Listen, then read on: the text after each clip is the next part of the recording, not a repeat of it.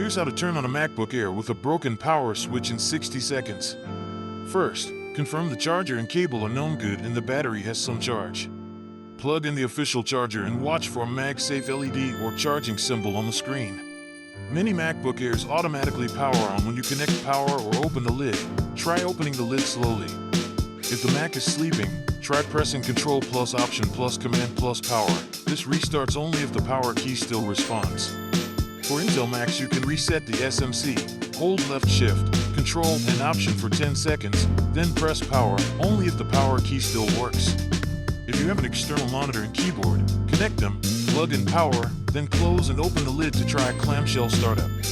Apple Silicon MacBook Airs typically start immediately when power is connected or when the lid opens. This often solves the issue.